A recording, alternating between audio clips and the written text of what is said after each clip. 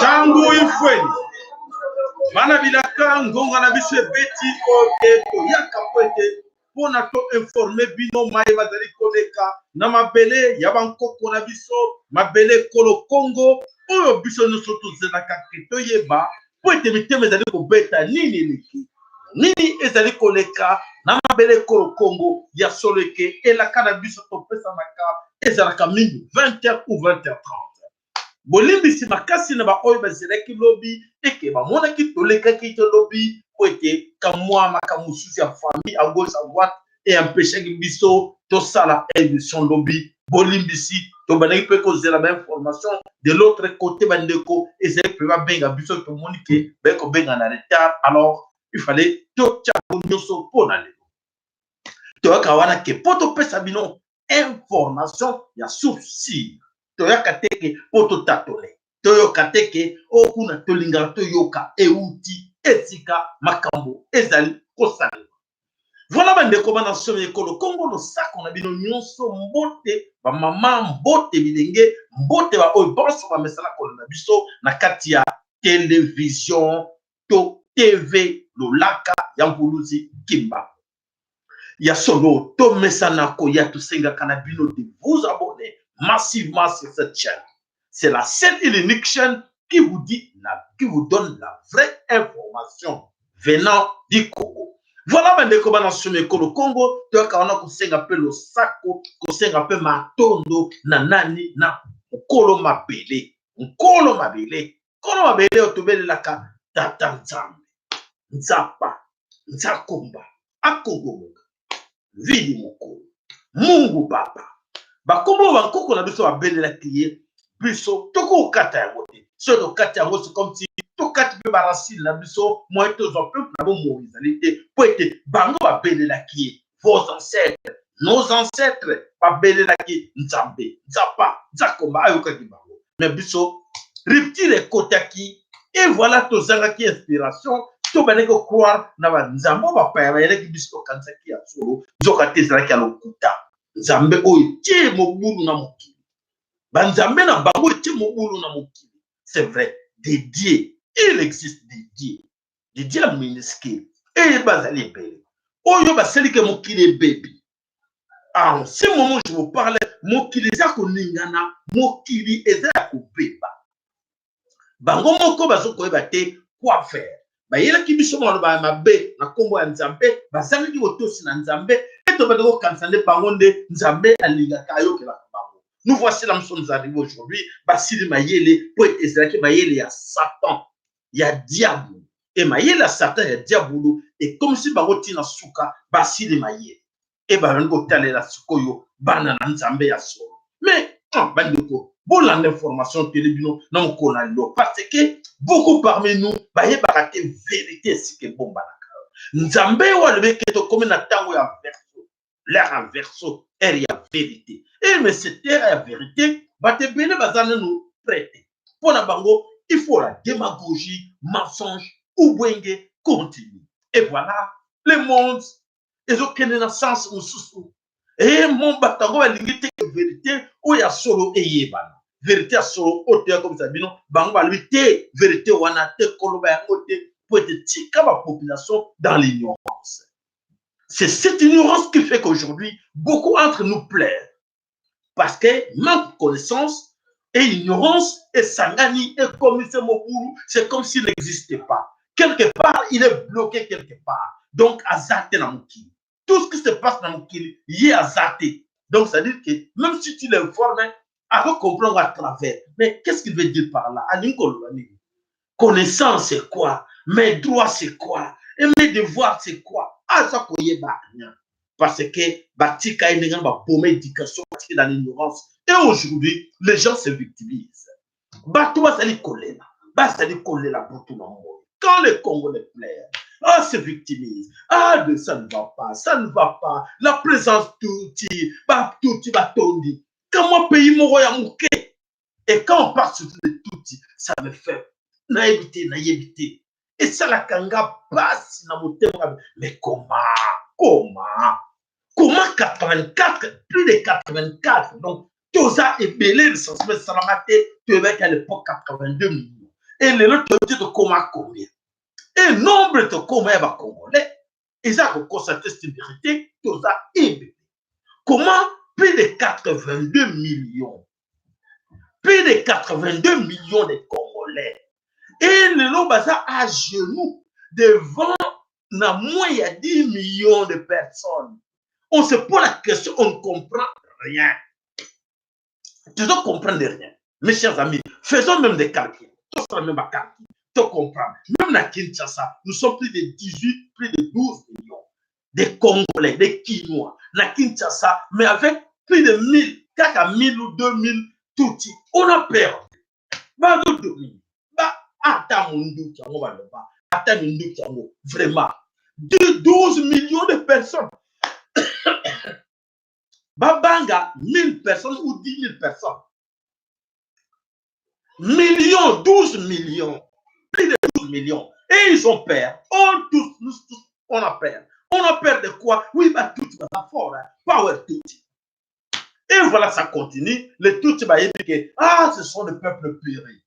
Babanga Camille. Il faut dominer ce bango. Il faut qu'on s'asse bango. Il faut qu'on mette ma bango dans lumbe. Dans l'entretemps, nous sommes tous en train de pleurer. Ah, biso, hein. Bah, tout tu vas comme une belle. Bah, tout tu vas partout. Hein. Bah, tout tu vas tourner comme mon bimba. Bazar combien à la base? Posez-vous des questions, cherchons à savoir. Ils sont combien, ces outils-là? On va dominer, tout Kinshasa, tout Congo perdu. Ah, bah, ben, bisolobi, na bandundu, bah, tout, tu vas comme pour na bandundu, bah, combien belé na bandundu, bandundu, bima, terroriser la ville à bandundu. Kinshasa, n'en parlons pas. Ah, bah, tout, tu vas dans voilà, bah, tout est une force, power tout. Mais est-ce que vous n'avez pas honte? Vous n'avez pas honte de voir que Tozako la liboso, il y a peuple, il y a minorité mokoboye, insuffisant même de compter pourcentage. Au moins, mais non, ce n'est pas vrai. Parce qu'il n'y a pas la connaissance des athées. Et voilà, la peur est animée chacun de nous. Et voilà, c'est parti. C'est parti, même la stratégie qui circule. Ah, bah tout, bah ma casse, bah tout, et Tobanga, tout, power, ils sont combien? Est-ce que vous n'êtes pas capable? Bon, moi, je suis dans mon coin, dans mon dit, Bruno n'a qu'à camp, n'a qu'à cité, vous avez plus de 20, 30, 40 personnes, mais vous avez peur d'un seul soldat en armes. C'est grave. Et vous voyez que, à quoi on peut dire dans ce au Kangaï, mais vous avez peur. Et ça vous dit quoi, mes chers amis? Voilà, Toza Koloba, pour vous dire que arrêtez de se victimiser. Arrêtez de se victimiser parce que il faut que chacun de nous a s'y mettre à y avoir sa responsabilité à y avoir la mapele pour le Congo ndenge singel pote à bouger la mo ce qui to continuer kaka kolela solution pour jouer makate na kolela parce que bandeko solution mon côté et ko jouer pote yo zo lela ta oleli ba kotuno olela yo na okolela yo na nani na quantité d'information télévision lelo leto pesa bina ona bolai bokomona meto komba bolole ya solo de vagwana bozela bandeko bokoyoka information télévision na mokona lelo ezo sala pasi na mawa ya kotela ke nzinga na biso moko toyebite qui nous sommes nzinga na biso toyebite bato bazoyeba ke biso toza na biso bato banga Congolais à Bangaka. Et là, on a même le Bangate. Là, on a tout. A eu beaucoup de sens, mon doux, qu'on rebelle. Ah, ça, Kimi. Ah, parce que, toto. Ah, si, à Kima, Mamsou, côté pas mon doux, Tiango, et qu'on bête à poêter, bomaye. Ah, y'a bien, a qui, akei, bako bomaye, on a nini, la père, oyo, ezane na katia, mutu, eza pasi, namawa. Bande koto réfléchissaka, kamuke, entre biso, te, anaka, toyeba, toza kokende wapi e suka na biso wapi pote mabe ezali kozala na kati na biso toyebi te biso moko nani tozali banani tozali endenge toko se comporter po ete to éviter makambo oyo eza koyela biso. Voilà pour commencer notre information. Toko banana nous kopesa bino ba antivalère. Topesa bino l'information na lombango po ete il faut to yamba mwa ba mwa ebele lelo toko banana kopesa bino ba information ya ba antivalère. Na kanisi oza na chaîne na bango to lexe image na ngote mais toko tiela bino kaka son nango comme ça boyoka parce que ezali chaîne ezali image ya ba misusu chakaka son nango boyoka boyeba mungongo ya moto wana ezali nani. Voilà.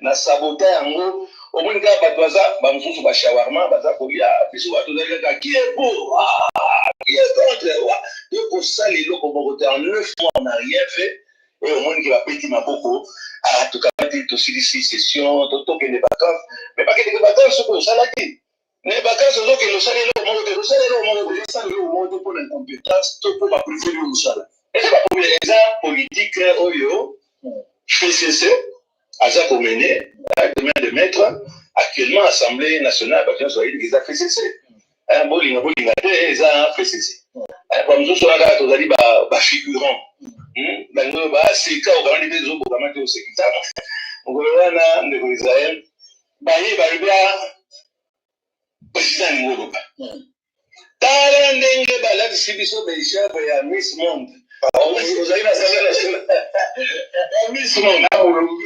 amolungeza azoka balobia te député solope na kati ministre na photo kwa kangi zombo mais moi to niveau voter pendant que ce gouvernement a été assemblée bon vous avez la présentation de bilan na c'est là vous oui quand on a dit mal à toi ça on va la zone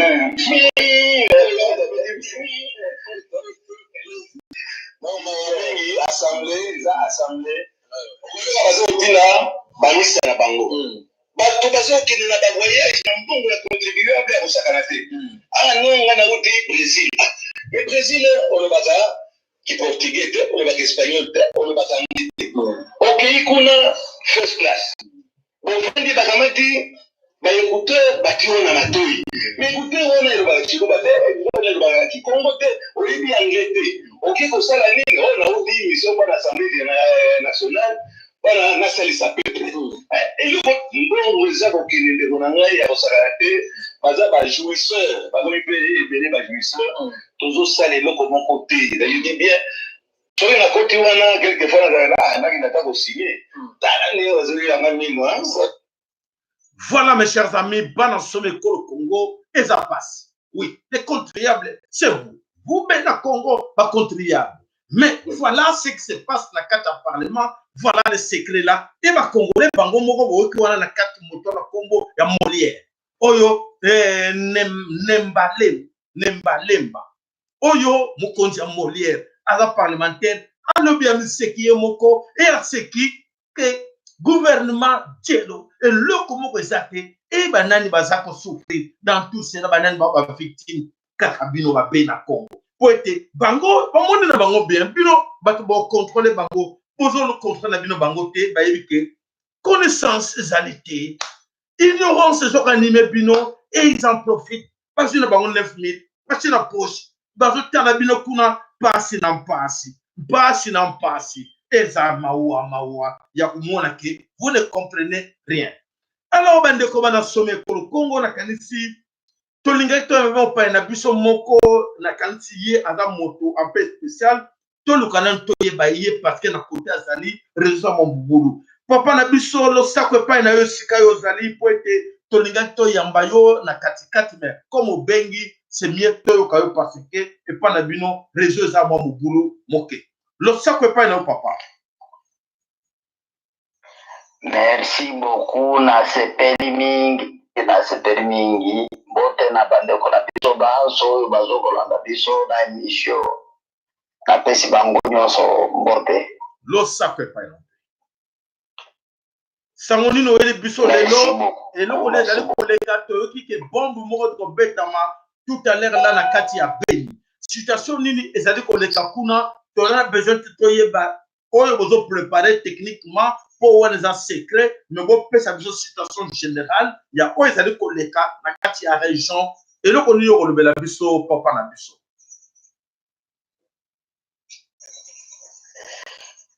Ngai eloko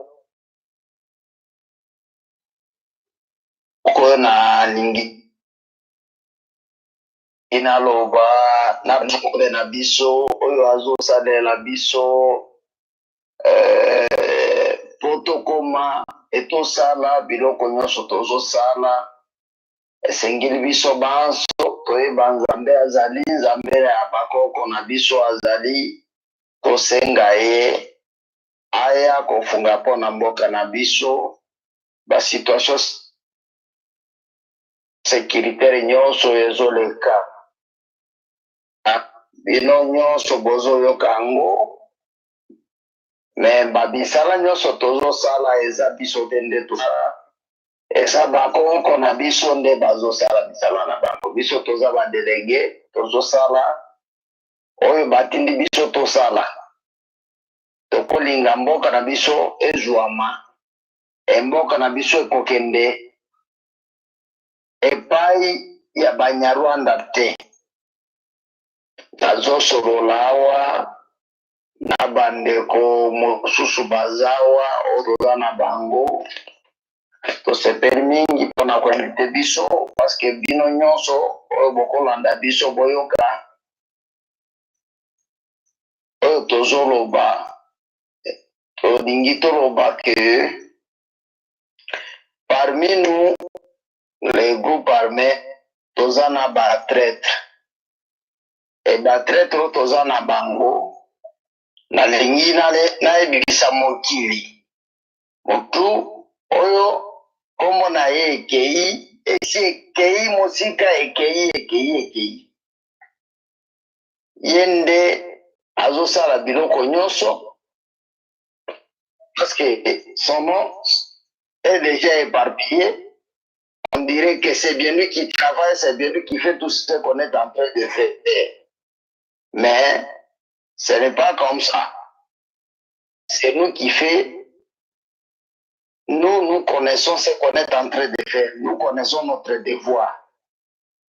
Et comme nous connaissons notre devoir, on est là pour défendre notre pays, pour défendre le terre de nos ancêtres. On n'allait pas accepter qu'un Congolais, un Rwandais puisse maltraiter un Congolais. Ça ne peut jamais se faire. Nous dénonçons ça très fort aux opinions internationales. On était avec la MONUSCO, l'alerte internationale et les autres organisations internationales qui viennent nous voir ici. On a toujours dit qu'on ne peut pas accepter ça. Maintenant, ces gens qui veulent maltraiter les gens, on est avec eux, veulent l'argent, ne veulent pas défendre, ne veulent pas travailler, ne veulent pas exécuter leurs devoirs.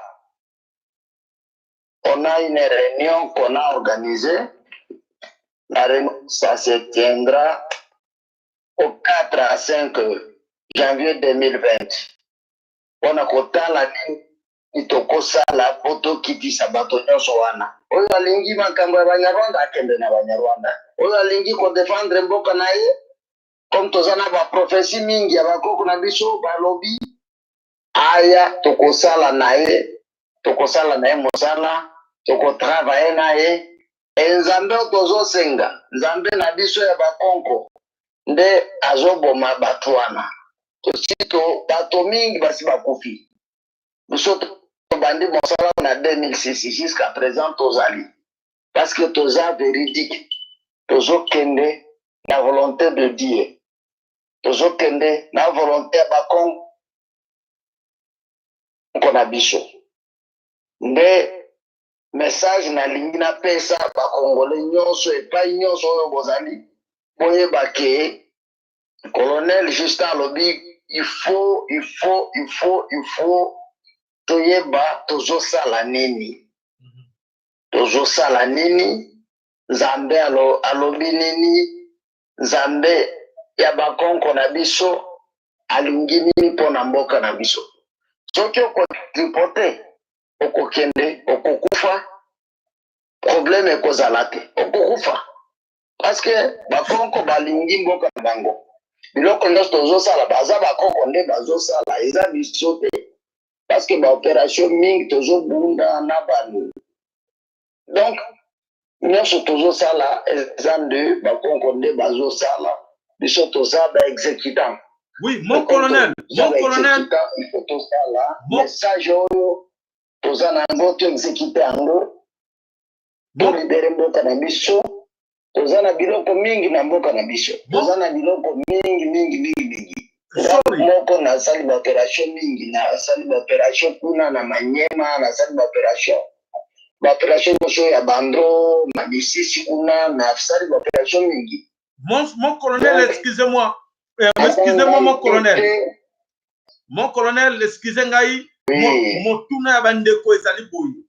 Pona nini botelemi kaka esika moko, pona nini bokomi na Kinshasa te esika ba institution nyonso ezali pona bo déloger batuti oyo bazali na kati ya Kinshasa po bazo monisa peuple pasi. Motuna réponse pana yo.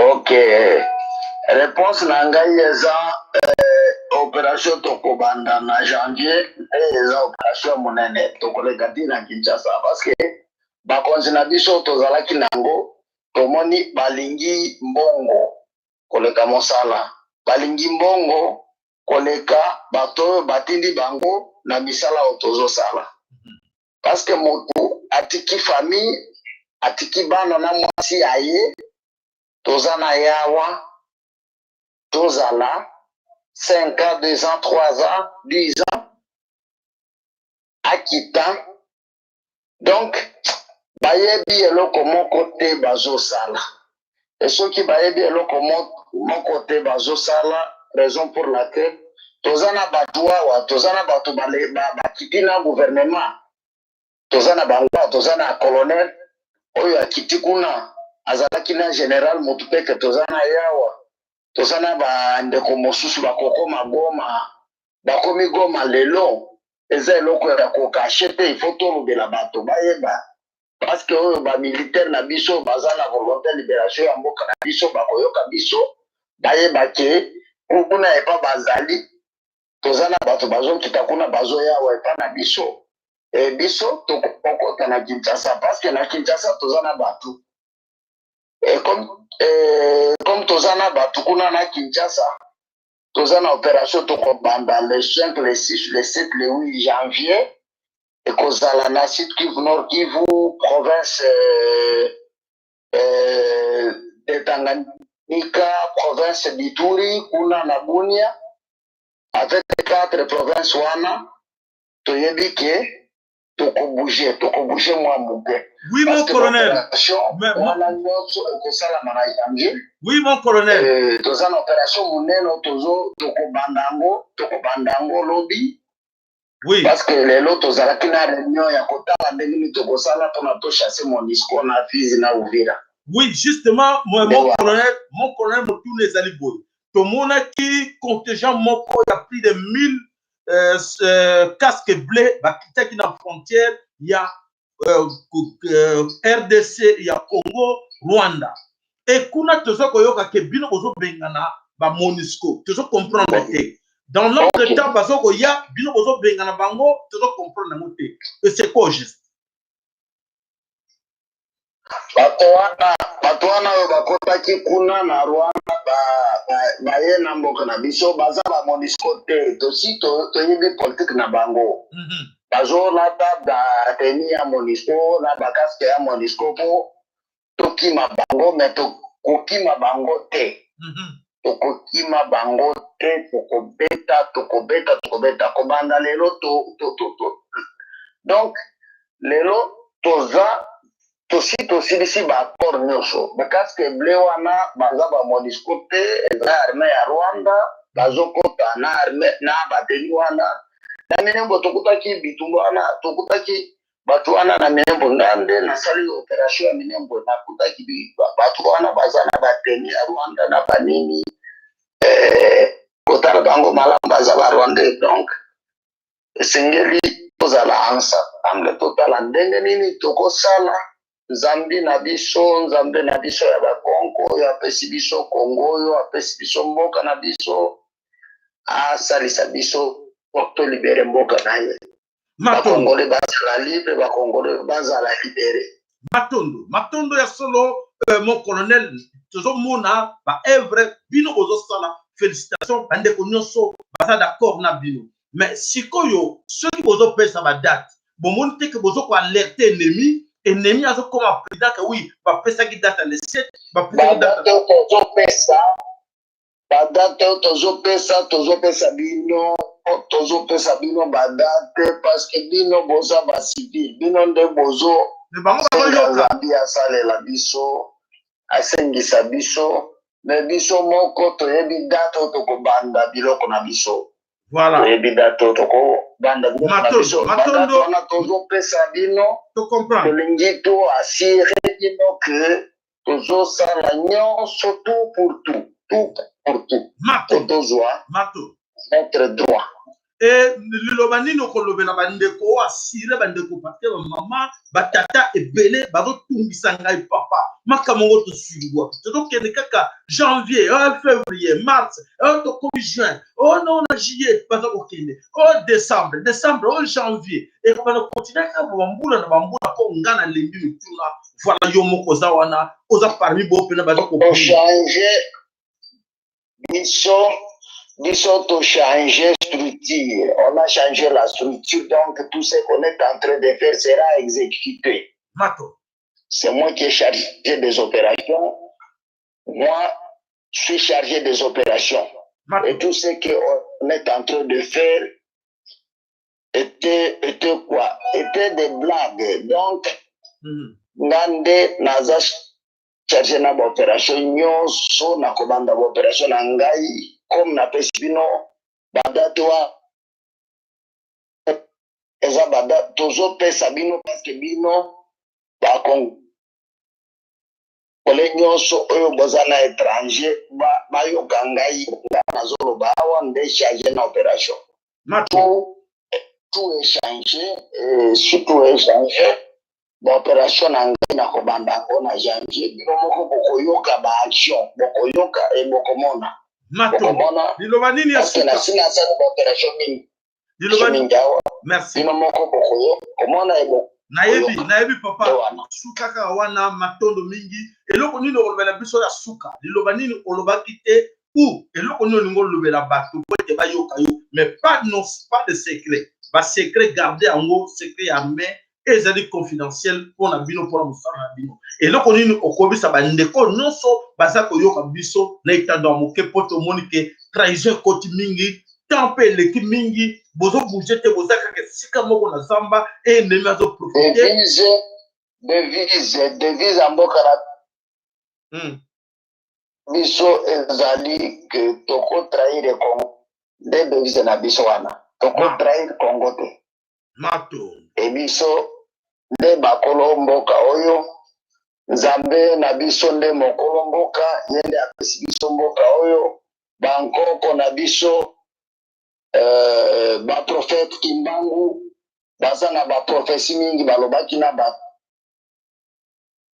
Mes chers amis, nakanisi bandeko ebele bazotuna motuna wana mpona explike bandeko colonel mon colonel sorry bandeko baza kotuna motuna na lingi yo oyoka makambo naza koloba général ya kotumba est avec vous azana biso elongo ne pensez pas que mon colonel yawa aloba teke voilà donc pona ya kotumba est avec nous ensemble azali na général na colonel bazana bango elongo tolongo na amalgame mswala bakeno ezala ya kotumba tene bazana ya kotumba elongo bango nyonso mais yazali chargé des opérations boyoki yango bien. Voilà. Papa de l'Obanini a su causer un pour clôturer pour te yamba pe bande comme sous. Général ya Kutumba mu libération ya mboka oyo mutu moko ako libéré mboka ya Kutumba ako libéré mboka ye moko ngape na libéré mboka nga moko soit fulani ako libéré mboka mais ya Kutumba nde mokonzi avec tout le respect. Voilà, vous avez compris. Mais il faut boyer battre toza na structure monene. Toza na structure monene. Je vous ai tout le temps. Na structure na abiso. D'accord, balingi mbongo koleka mboka bokoyeba bango ozolanda tokobanda baopération bokoka bango parce que tokobimisa bato nyonso balingi mbongo mingi tona besoin mbongo valeur na bino valeur misala oyo bakoko batindi ngai te bokoyoka ndenge ni tokosala parce que biso tozotravaille na bakoko tozotravaille na nzambe na biso. Matondo, mon colonel, nakobenga yo après l'émission. Merci, papa. Matondo mingi. Voilà, bandeko, wana boyoka ki, ezalaki, colonel, oyo chargé des opérations, oyo azali actif. Ezate ke colonel Yamaloba, oyo misusu boyoka kuna lebi, ngai mon général, je suis général Songolo, Sidrani, akomanan bitumbata bundate. Voilà de vrais guerriers, oyo bazali capable bazo sauver ma belle ko Congo. Je suis fier de nakoyambaye na kati ya telefia na nini boye. Apese bino situation boyoki situation bitumba bo bano kansake ba wana ba kebo ba calmer situation et que ba soldat na biso ba bandi ko déposer ba arme na bango kuna ba zonga ba kota nini lokuta eza démagogie excusez-moi mensonge et le komoko ezate bandeko bazali déterminé très déterminé ngana confirmer bino parce que na solola na bango nyonso. Et nayebi, c'est que je vous dis avec confirmation. Donc, Botia Elika, toujours qu'on libéré, ma belle Nabiso, Yakou. Voilà, Bendeko, deux personnes tuées par un policier détraqué. Nakata Kinshasa. Est-ce que tu corriges information, tu as dit information, Nabango Tolobi, faux. Voilà, deux soldats tout tués par un policier autochtone. Voilà la vraie information pour rectifier les binos. Et alors, qu'est-ce qui s'est passé?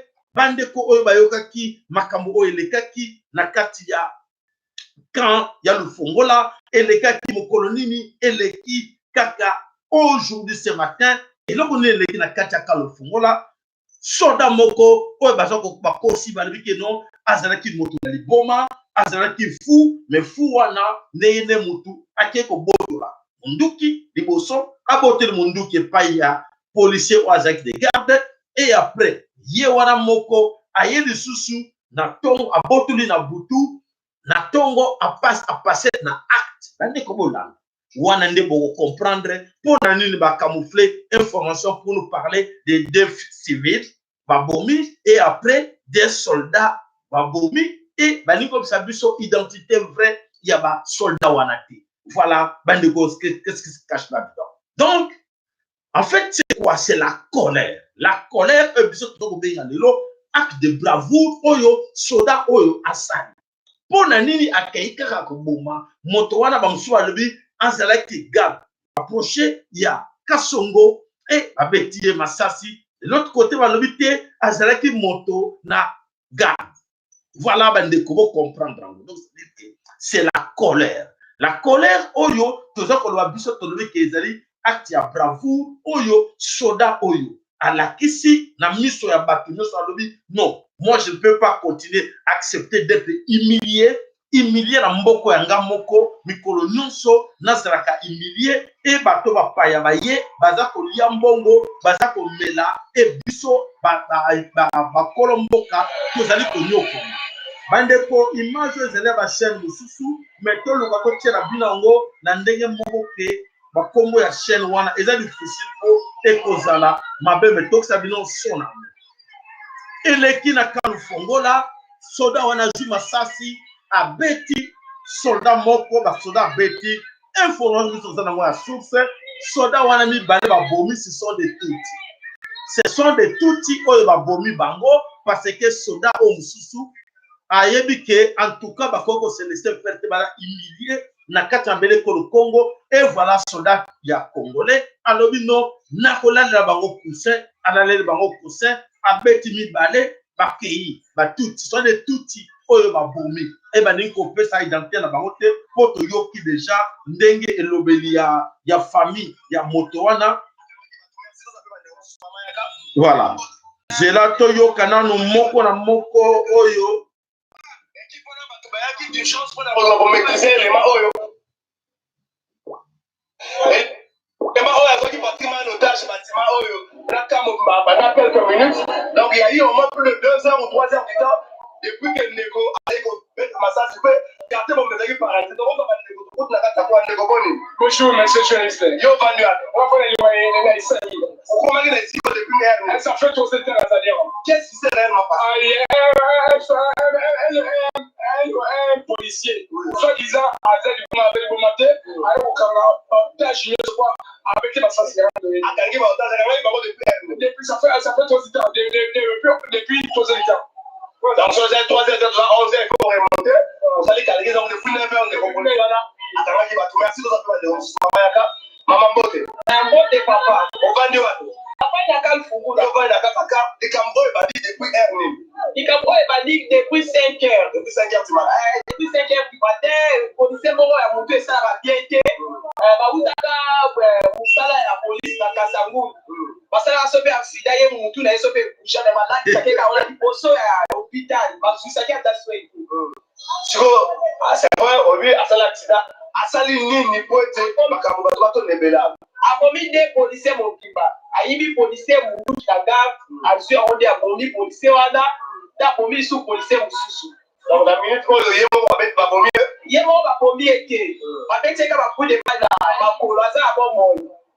Donc il a des balles suées, va qu'elle que soit Kenya. Biso a tout ça à moi passe. Tout ça à moi passe. Bata ba soda ba bomba va se belé la gata awa. Ba policier va mettre la masanga, va se teka masanga diamba, va se bomba batou, va se violer bata. Dès tout ça à la gata. Merci maman, je vois que vous allez continuer votre témoignage. Je peux vous laisser Ndenge basoda ba ke policier ba ke pour l'intervention, ba ça ba ngwa sur là. Ba ko ba ko continuer ko lobisa batou. Bala nani so ko lobala sima na biso ba. Eko boni. Ouais, ça bien. Tout le monde veut bien mais baby, yo va dire. C'est vraiment ça me fait moi étouffer parce que le problème que je viens de constater ce n'est pas bon. Je suis à Cal Fungula, je vais à Lingala. Naza na Cal Fungula. Nafani na Cal Fungula. Alors, Nayoki Sango, à partir de 6 heures, non, Babomi, Moto, Moko, Azagarde, n'importe ya après du camp.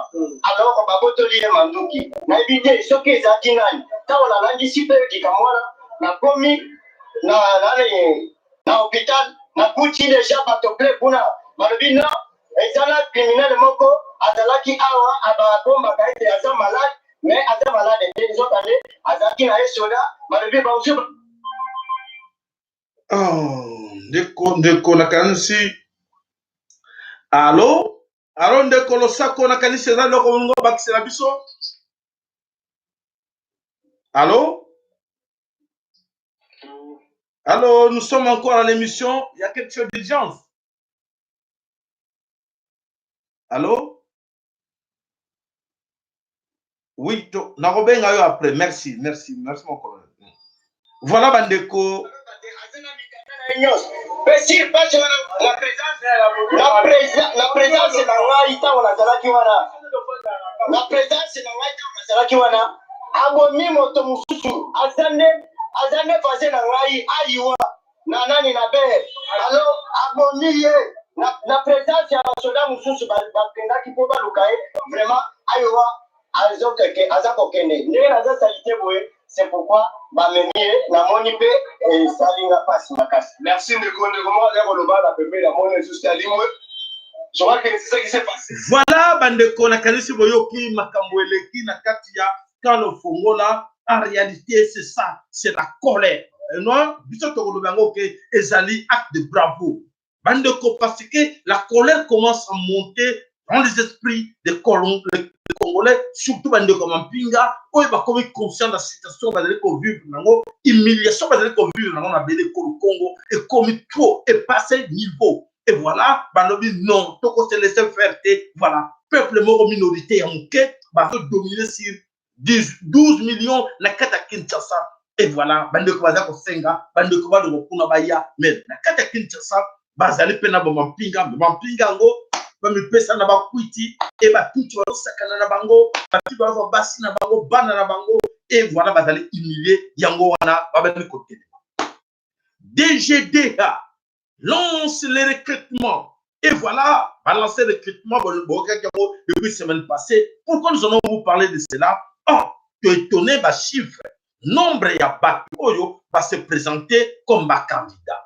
26 087 candidats ont retenu sur la liste de concours du test d'embauche de la Direction générale des douanes et assises. Waouh! Waouh! Tonigi toyeba, lo laka yamvulu sikimba, oyaka, pour être l'un de la mot de près. Angele, attention mes chers amis, amabiso toyaka wana, pour sauver les vies de nos frères. Pour alerter bandeko, attention. Oui, c'est bien bon de recruter, c'est bien bon d'engager. Oui. 26 087. Et bakotia la bango wapi. Et alors, bandeko biso on a l'œil. Et donc, clientèle dit, ça sent mauvais. Bandeko bolanda, ça sent mauvais comment? Tu veux qu'il va nous recruter partout. Na ben siti supérieur nyonso. Bakotia bango wapi. Musala mo ezali wapi. Attention. Bon, alerte bandeko na bino. Balancer opération moko recrutement ba militaire ba jeune ba kena mais. To lancer qui appelle Bokeba. Oui parce que Mboka ezali en guerre. Mboka ezali en guerre, ton ami Tumba na ba touti. Et vous savez bien que nous sommes en guerre, mais notre armée, le soi-disant FARDC, la soi-disant FARDC ezali dirigée par de touti par Kagame. Azobetra motolo, il contrôle tout. Et alors, il est capable de tout faire parce qu'il a donc dirigé, a donc contrôlé l'institution, tout. Et il alerte, tu peux se dire pour la ligne, attention à mutation. Attention à mutation. Attention à transfert. Attention à mouvement. Bon, et ça suspect. Bokeba. Naïka wana ko sauver la vie à Batou. N'alerte bino. Attention, c'est le plan d'extermination. Tout qui peut se cacher là-dedans.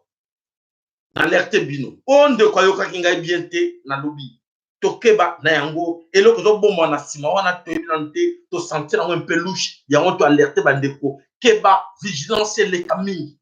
Vigilance les camingi. Ba repè sabino nini. Boko lia nini. E ba le ba benga bino na test. E kozala wapi. E kosala nini. Banane ba kosala test wa. Ba kotina bino wapi. Bino ba kopesa bino. Bandeko oyo yoka kinga imalamu parce que déjà plus de 26 000 ceux qui ba liquider bango et kozala pasi pour la ville ya Kinshasa. Vous avez compris? Bravo.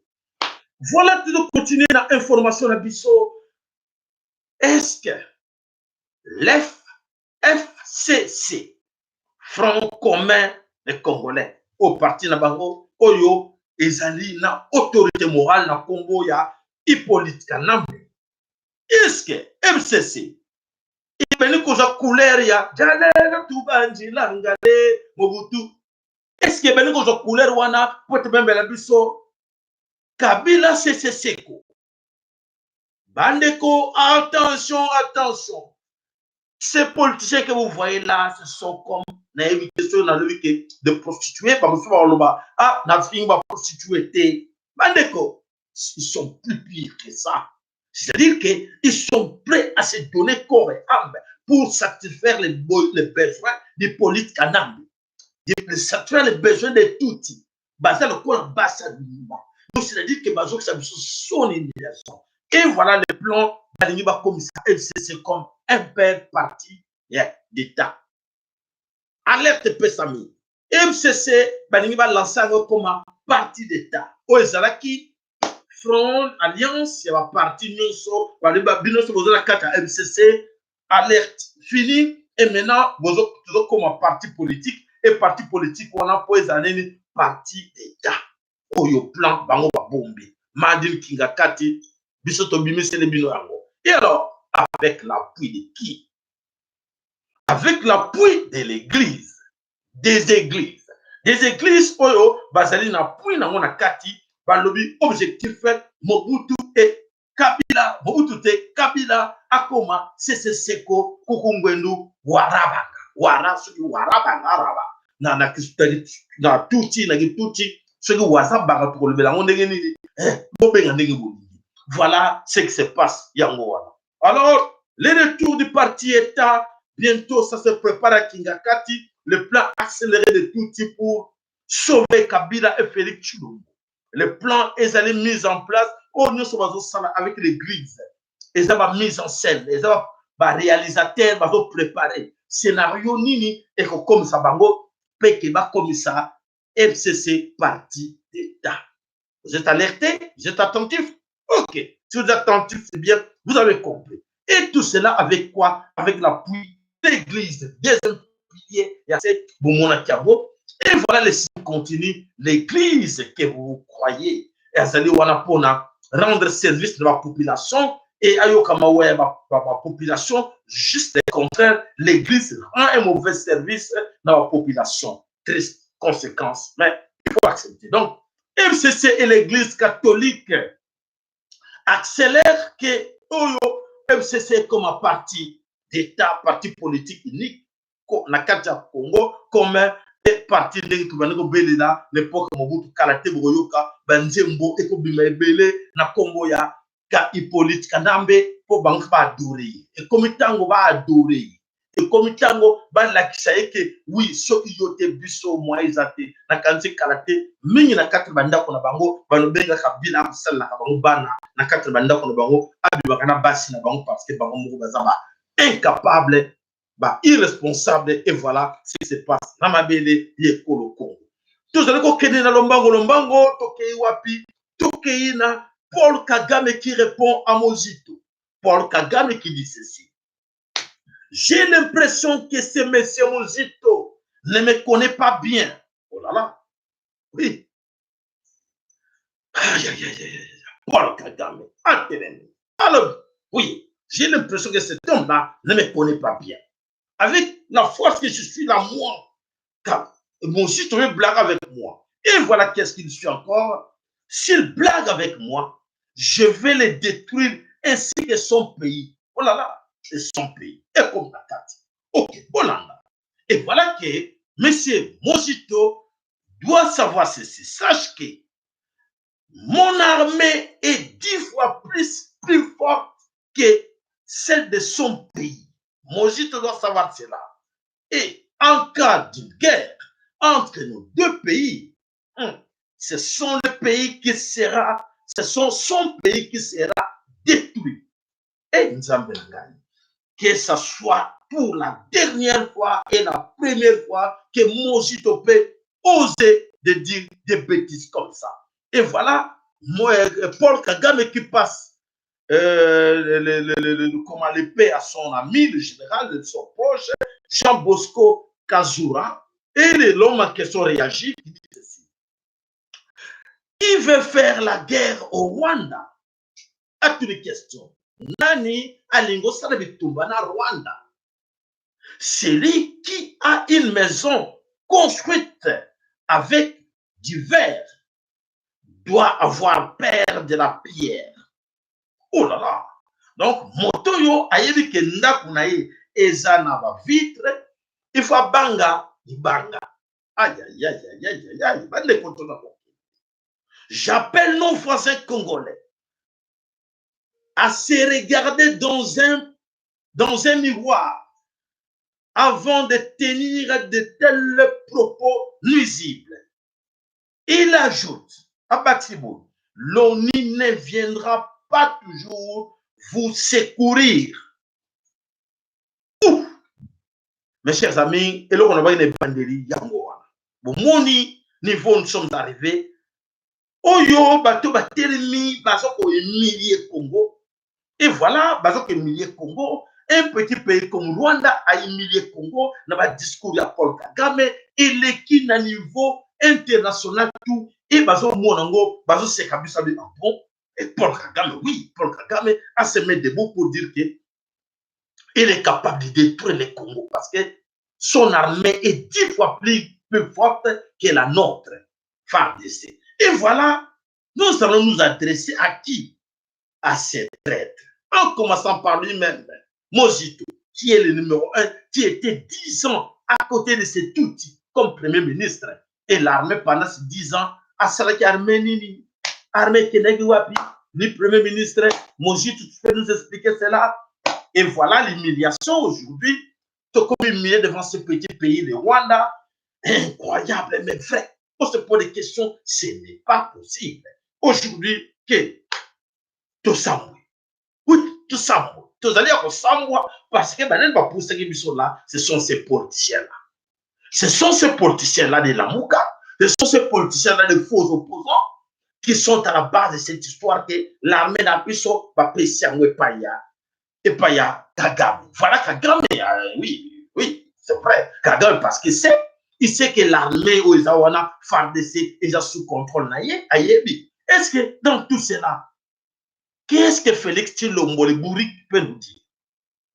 Qu'est-ce que le Matamasquin peut nous dire? Parce qu'il sait que l'armée du Congo est entre les mains du Rwanda. Donc, c'est-à-dire, que, ah non, c'est vrai, c'est comme ça, c'était bien préparé, à cause de tout du saut. Mais, c'est que moi, je peux dire encore une fois à Paul Kagame, mais Paul Kagame est ton ami Jean Bosco Kazura. Mais vous êtes plus fort. Non, moi, je vous dis, vous êtes 20 fois ou 100 fois plus fort que nous. Mais pourquoi vous n'arrivez pas à arracher Minembwe? Kagame, tu es plus fort que le Congo. Pourquoi tu n'arrives pas à arracher Minembwe, un petit coin? Un petit coin. Et tu dis aujourd'hui, une maison construite en verre, il faut avoir peur de la pierre. Mais tu as la pierre devant toi, non? Allez casser Minembwe. Allez casser Beno. Allez récupérer Beni Minembwe. Pourquoi tu n'arrives pas?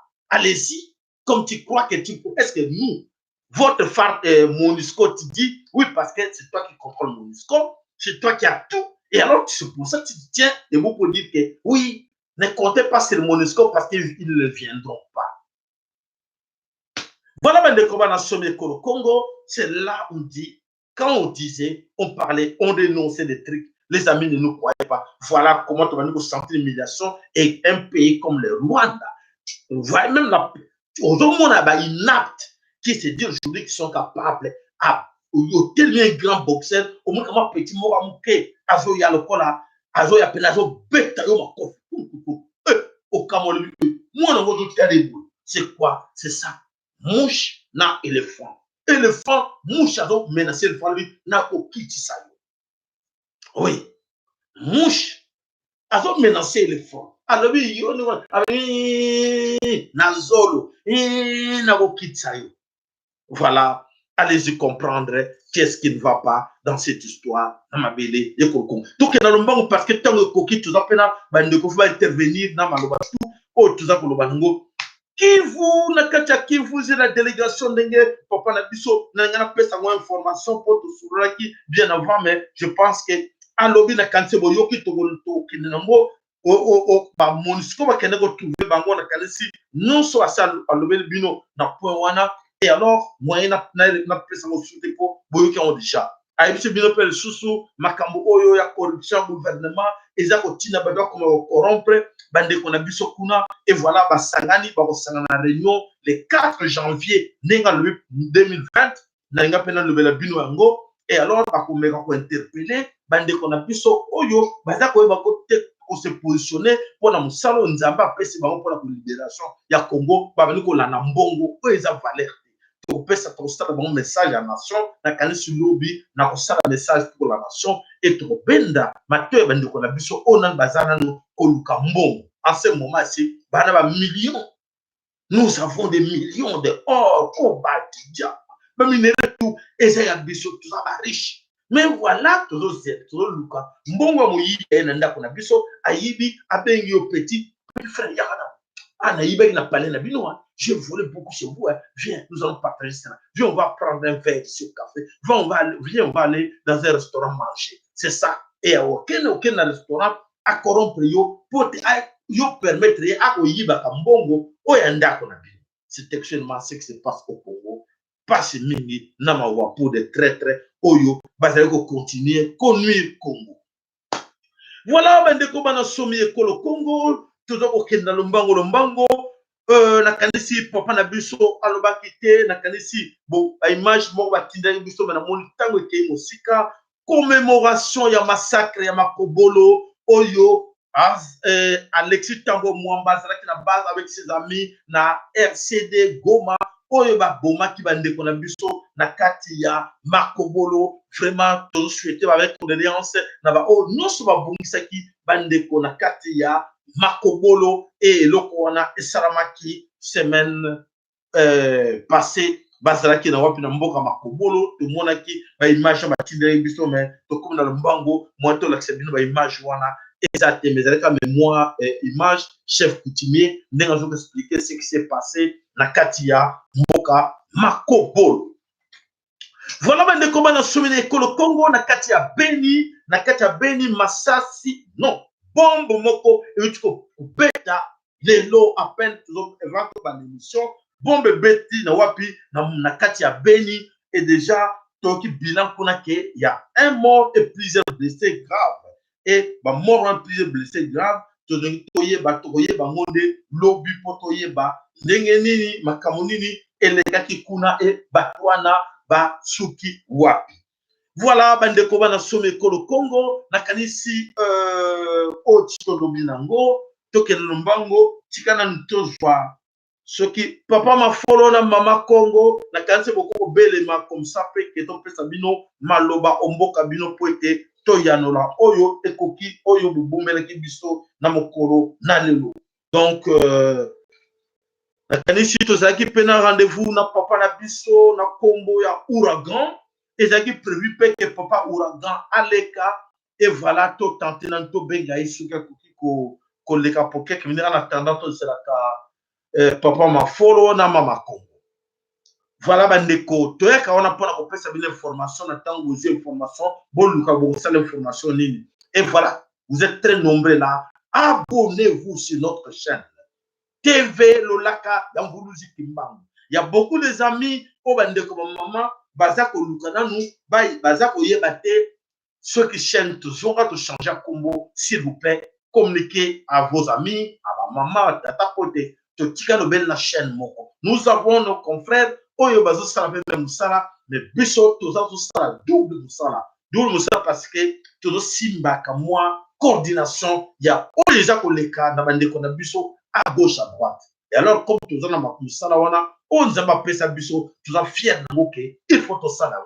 Même si nous ouvertement pour na paminga yeba kangote et loko tu ça là, toujours ko tu as wana na kati ya masolo, non so oyo ezali koleka na bandeko oyo bazali na kati ya ngunda, oyo bazali ko bindela mabele koloko. Alors papa na biso Ouragan lo sako epai na yo esika yo zali maloba ni oyele biso na mokolo na lelo bandeko bazana posa bayoka yo lo sako epai na yo ndeko mobundela ekolo papa Jacob mbote mingi nazali na esengo makasi koyoka yo pasi mingi na motema komona niveau oyo mboka na to ezote nango pe esi ekei parce que makambo oyo bato lokola batusi bayera mona kati ya biblique na kati ya Afrique oyo vraiment ezali passe na mawa. Papa Ouragan est-ce que olandi message oyo ya Kagame oyo atelemi alobi ke armée na bango eza 10 fois plus forte que notre armée donc akoko écraser biso et biso ndako na biso tongami na vitre bobanga moto azana libanga donc bazaka parla arasba panza biso olobi nini na message wana ndeko moto lokola Kagame akokuluka makambo wana kobangisa moto lokola ngai ka Ouragan de libération te Kagame akota nano na Google ugaluka histoire année 90 ata mbangu ya potaka na Gabiro abosali arwana te parce que azolo ba matambo wana ba américain bazali sima na ye na ba français na ba belge ata la histoire ya kota mbangu na Gabiro tiko keno kota Uganda abosali bato wana te ani 90 ayebi malamu yango wana ba deko na koloba te message oyo ndeko Adolphe Mozito apesi message oyo ndeko na biso Zakari apesaka ntango azalaka na hémicycle ezali message yango yango wana général wana Jean Bosco ya Kagame azoloba ke armée ya biso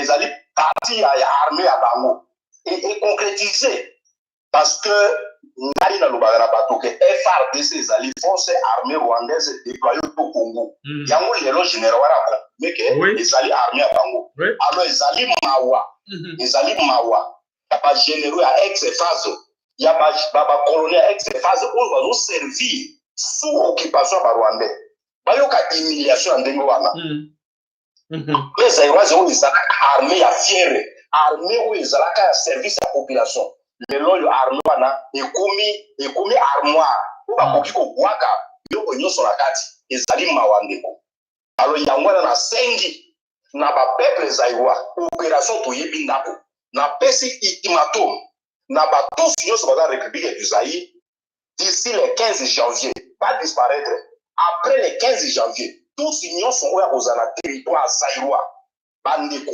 eza na bazaï Kinshasa Bandundu Kassa oriental Kassa occidental Équateur Ozaï Nord Kivu Sud Kivu Maniema Chapa ye tusi wana azali mowei et en tension na bana zaï oyo bazo héberger batusi na kati ya lopango na bango bakeba ke makila na bango bana ezwa bango te.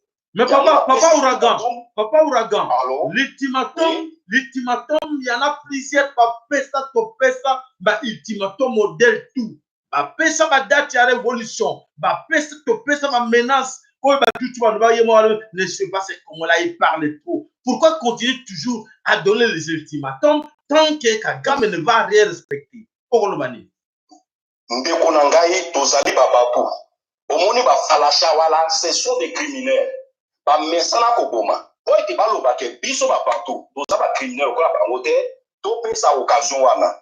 Na lobi le 15 janvier. Soki tusi bana Hippolyte Ebola Joseph jusqu'à coordonner tous ces azara territoire na biso. Ba bovi abango soki ba longwete avant le 15 janvier. Ndeko yo komona. Ouragan de libération. Oyo to bengi yango ekumaki. Ba komona yango. Peuple zaïrois message ya ndeko Adolphe Mozito ezali yango wana biso toza na guerre contre Rwanda ouragan azali na soutien ouragan azali sima ya kulutu na ye Adolphe Mozito toko bunda na ba Rwandais to détousiliser Afrique mato eli lobani soza ngoko bakisa poete ngongo to kene musika tona bate bela ko yamba ilobani loko bakisa poete bande ko bayoka ke ouragan alekeki wana opesi rendez-vous ngakanga rendez-vous papa Ouragan yebaka ngana zano na tungi obinga bien nazalaka na butu moyi to benga na katango to lingi yebaka ke na bano tungisaka yo na bano tango no ba jour J moins okoyeba ke okomona mbalamiso ko la pa ke il fallait pas na pesa papa yo date wa bon olobi nini maloba nini ozalo si le temps yoso komi komoni sama soki omoni mbula oyo beta na mboka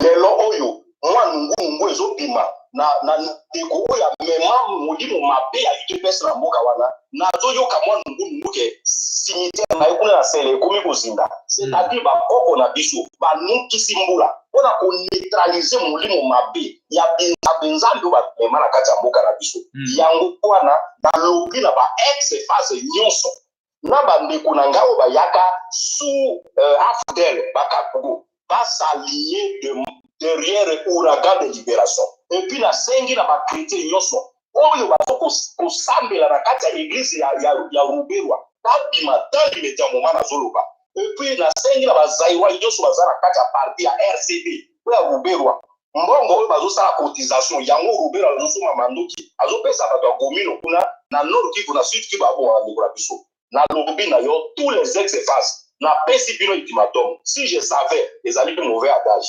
tous les ex-phase bobima boza bato ya FARDC te bozali ba ex-phase alors boyoki bien général wana Jean Bosco tous wana lobi armée zaïroise armée congolaise ezali parti à armée à bango ya Rwanda. Donc ezali humiliation au moment où na yoki message wana bandeko na ngai bazali 10 fois plus forte que biso, bazali 10 fois plus forte que notre armée. Eza rien liboso na bango. Vraiment soni bandeko ba wana wana Kagame yimo yebi Kagame yebi yango na zolo bana bino bandeko na ngai ya Kasai bomoni pouvoir oyo Bizimungu na Kagame azwaka Bizimungu atie liboso a utiliser Bizimungu aye ko raser ye ba utu bakangami so lelo ba utu batikali par-ci par-là yango na ebola atie susu tilombo po aza mwana mboka a utiliser les bonnes attention au moment où je vous parle azo préparer coup d'état contre Tilombo yango na bandeko wa bino ndeko uraga lobi si je savais ezali mabe na Tilombo aza kolabora bango Nemi Molania na Baboshabe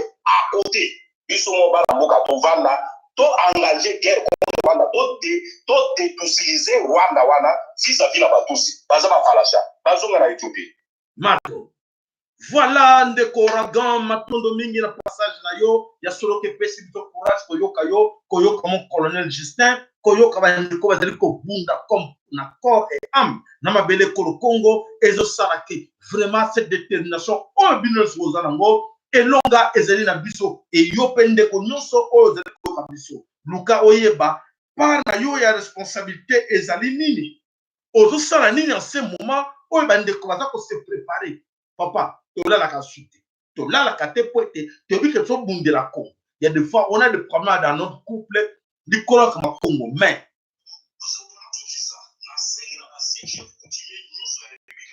sorry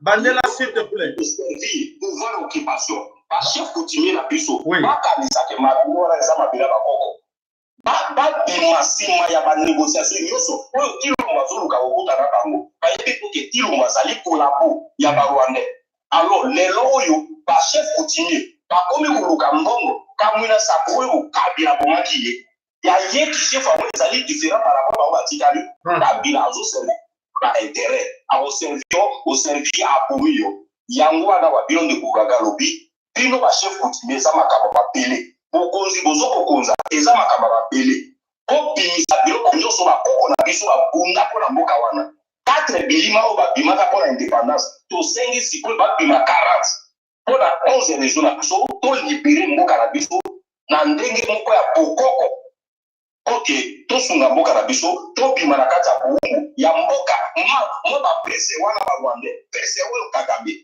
Kagame aloba liboso na biso abosani mbango akima na gabiro na répéter la iningwa. Matondo papa Ouragan donc tobengani. Voilà, merci mingi na kanisi papa Mafolo ou mama Congo, na papa Mafolo aza déjà wana tikana ntoyoka papa Mafolo nini aele biso na mokona lilo papa Mafolo chaque pa na yo ndeko ya komeli biso za bilamba ya terrain boza numéro na biso téléphone benga biso tozali na posa na yango soki bilamba ezali ya malamu oyo ya mikolo ezali na posa na yango na biloko nyonso na kanisi benga biso numéro na biso téléphone tokosola mopanzi oza nango. Alors papa Mafolo tozokayo losako mingi papa Sayana losako papa Ouragan na yoki na mosika losako mama Congo losako na mama Congo nyonso bazokolanda biso losako bandeko nyonso babelami na ngoma oyo tolanda mwa lisolo tozokabola na bondeko nyonso na sola nyonso ya bakoko na biso napesi nazongisi matondomi napesi nkembo liboso na nzambe mpungu nzakomba nzambe ya bakoko na biso oyo azokatela biso apesaka biso bomengo nyonso akolingaka biso ti kuna nde suka mokili nazongisi matondo mingi na mbulusi kimbango mama kipa vida bakoko nyonso baoyo batelemi mpo bango baloba soki boluki biso tokomimonisa mpo tolakisa bino nzela ya pasi oyo tomonaka mpuka lelo bino nde bokuma bopuka ngoma ya pasi oyo tomonaka matondo mingi na bino nyonso ndenge bozolanda engeta papa Sayana c'est vrai oyo nyonso bolobi na kojongela yango te batexte nyonso wana yo olobi c'est vrai na komate yango na kolanda kaka pasi opa natala mwa commentaire à propos parole ya Muzito. Wana déjà position nanga. Donc, ezali analyse nanga. Il aurait fallu Muzito aloba likambo wana. Les presse ngai ezo intéressé ngai.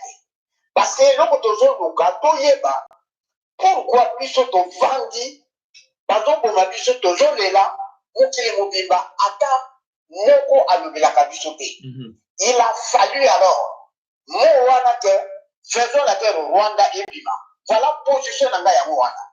Et alors sikoyo ngai na kuyaki eloko wana poto yeba qui se cache derrière le roi. Oh monde mobimba baby. Parce ça nazo loba na yo que nyonso kaka nazo koloba na général na ye wana ezali kubanga. Ouais. Baza kobanga. Effectivement. Baza kobanga pourquoi? Parce que eza bangote. Eza banyangalaka tobengaka banglo-saxon bavoyou les états voyous. Parce que réaction ya liboso ebandaki na Figaro magazine ou Figaro en ligne. Ya ba français.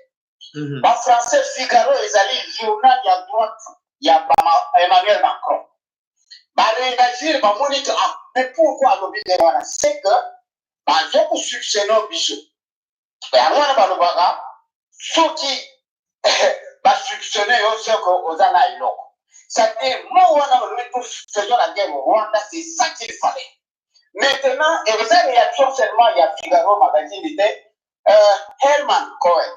Herman Cohen, il y a un moment à partir depuis 20 ans, depuis Bill Clinton, qui a salé réaction à l'OBI, a déclaré à l'OBI, non, le problème du Congo n'est pas faire la guerre au Rwanda, mais c'est un problème il y a pour développer économique sous-régional.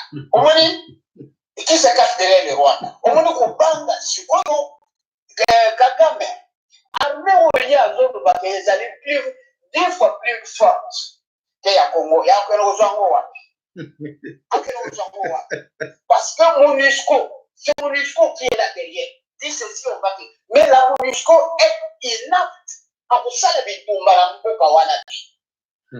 Yangwana bazo lela, bango bazo mona que ils ont tout perdu.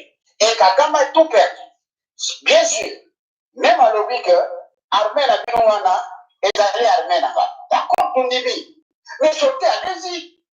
Okende bozoba, okende na mboka na bino. Biso tolingi te po bakolaka biso bozoba tikuna. Siko tokosala bino bitumba wana biso tokosala parce que le Rwanda on le dit bien, Rwanda n'a jamais existé na conférence à Berlin, il n'y a même pas un pays qui s'appelait Rwanda. Baye bien que ça m'appelait à Congo. Pour récupérer mon coup la bougie dans le pour récupérer mais pas tout de suite pour dépister ba ko ba lo. Alors il y a les gens qu'on soit bango bazoye ba susciter avec qui aller où s'appuyer parce que les tremblements de Mobimba. Il y a même en bon que vous faites la messe. Yo en bon on a joué ça. Il y a bien que Kindo Kinayo wana. Il y a pas franc-maçon. Il y a que le christianisme romain, les agricultures n'a plus sauté. Yo aux alliés esclaves, aux a toujours na coma colonial. Au Bimakate, aux a soba, ambongo, fraudulent. Aux alliés soba. Vous êtes un imbécile. Messe na yo wana, messe noire na yo wana. Et ça dit suffit. Vous avez évoqué. Maintenant, yo aujourd'hui on fait là bas politicien. Yo au Québec qui va penser qu'il y a pour évangéliser ou bien pour à la mettre bas politicien. Franchement, 3C. Encore mo tika bo soba wana tout finalement na yo. Wana lelo na fingi yo comme ça. Oye bakeur okumi na suka ya évangélisation oyolo konde alobaka évangéliser les noirs jusqu'à l'os de la moelle épinière. Okumi ti wana yango wana to jonction na bosoba na na kindokena ni franc-maçonnerie na yo yebaka que messe na yo ya suka yango wana. Mboka oya ya kimbango bujishaka devant cour militaire sans avocat. Mboka oyo vandi ambongo fraudulent. yo ozali tuti soko olingi okende kozongela na Arabie Saoudite te nayebi te soki na wako wuta kende na Vatican kende na Rome oza zoba ambongo fraudulent ngai nalingi bakumisela yo message oke na fingi mama na yo oyoki ambongo kofi na mama na yo yebisa François ke ngai kuna ebebi alors komekaka te on se substitue comme professeur akopesaka cours ya politique oyebi politique te toza mpe na ntina ya politique te biso toza na ntina ya mabela bakoko na biso biso moko toyebe ndenge nini tokofaire machango alors mpona yango nakokende mosika mingi te ya deux petits points na relevaki eza point ezokoconstitue basoi-disant bapoliticien yango oyo mosusu alobi au lieu d'emboîter les pas bino bozobombama soki bozalaki na courage ya koloba yango te mopepe ya mpeve ya Congo même ye moko peut-être mosusu ayebi te mais nde bakoko balobisi ye ndenge wana loba alobi alors vous les politiciens soki bolingi vous vous sauver emboîter les pas ya mosusu ne restez pas faire des critiques parce que bozwa eloko moko te il faut tokende na guerre ezala MONUSCO ezala Kagame bakobimaka jamais de leur propre gré il faut bitumba ndenge eke na ndenge mpe bitumba wana na kopesa longonia na général na biso alobi kuna ke bakoko banzambe na biso azobunda c'est vrai eza na sens wana alors nayo kozwaka mwa point moko ya comment on dit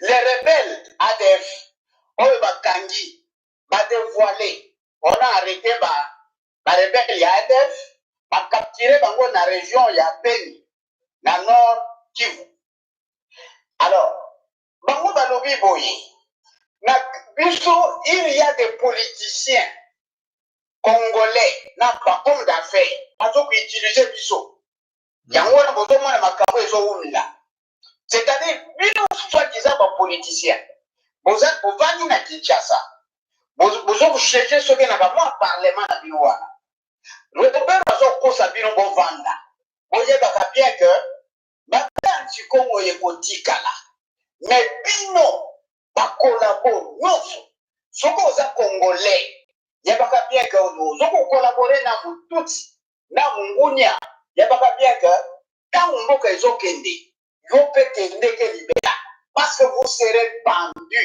moko akozalaka te alors pour cela makambo ezokoleka na oui il y a eu permutation voilà un rapport ya makambo oyo nani Kanambe nani Paul Kagame azolobaka ezali armée na ye d'accord alors mouvement moko ya permutation ya bacommissaire de police na ebandi kosalama na nord Kivu bapermite le général wana ova na Sankuru batindi général Kyungu bon na Ituri batindi général de police donc général de police Sabiti na Sud Kivu batindi général de police Kazenge na Haut-Uele général Kapent na Haut-Katanga général Karauva na Maniema batindi général Nyembo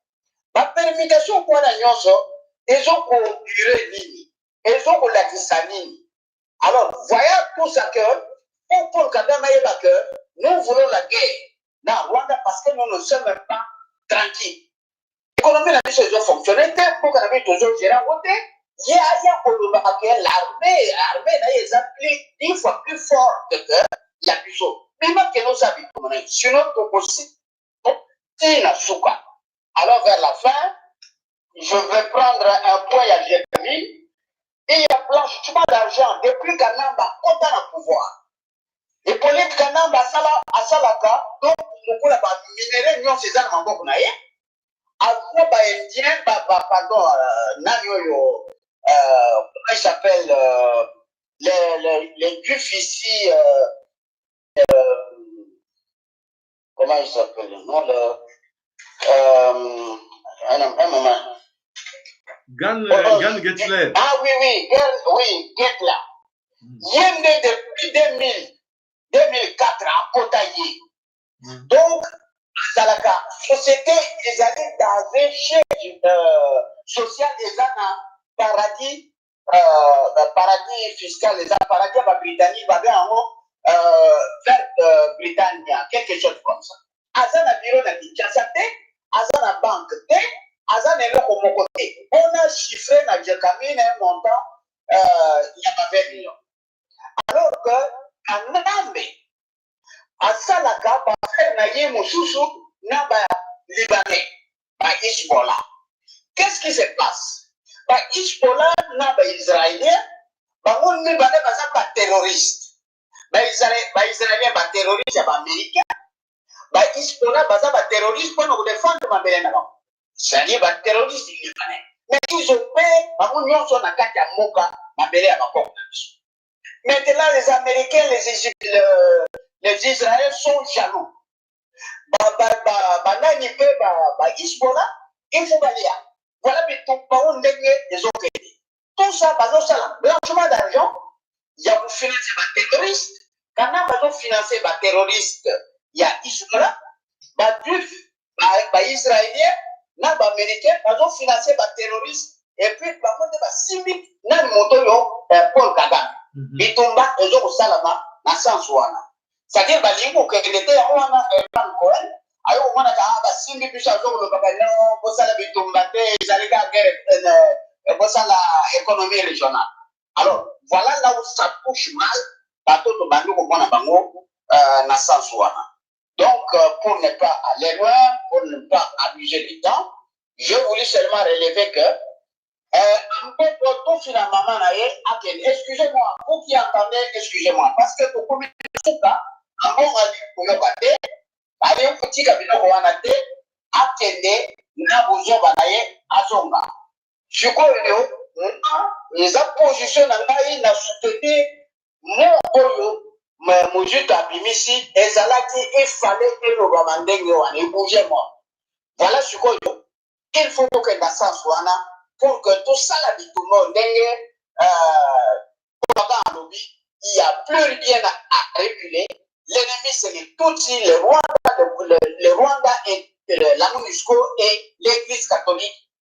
Na bakopera na bango nyonso wana mpona yango napesi na jonse maloba na papa Sahela na kombo ya Folose Kimbangu mama Kimpavita engeta matondo papa mafolo ya soleke ngonga na biso bani kopusana bandeko oyo azali na posa ko intervenir parce que nyonso tolobi azana un mot abakisa ba téléphone na biso mibale nyonso ezali na disposition na bino ya soleke bandeko bana some ekolo Congo biso moko to belelaka biso moko to lobaka ke nous voici là nous sommes arrivés to banako mona ngoma seki to banako kansango ke lero zo lia na ennemi au cancer épargné dans le baki personne n'est épargné na cancer mingi sele bango pasi ya oake menace ya Paul Kagame abeti tolo kama fourni ya oke abeti tolo na njoko alebi je suis capable ya kolia yo kobamba yo et voilà et ça li pasi na mawa ya ko vivre allo maman na biso lo sakwe pa na yo ndeko Ouragan azalaki na ligne. Allô? Oui, parce que namoni nini ndeko mosu abengaki olingi obakisa nini papa Ouragan. Zela parce que bandeko ebele baza deux olala bandeko bokata nani bapene parce que bozela une minute papa Ouragan silisa maloba na ye et après tozwa moko na kati na bino etie mobulu appel etondi ebele 4 appels. Oh là là. Bon, voilà, reprenez tout. Allô, papa Ouragan? Oui. Aïe, tout le monde a eu coup d'appel na yote, bandeko ebele ba bloqué.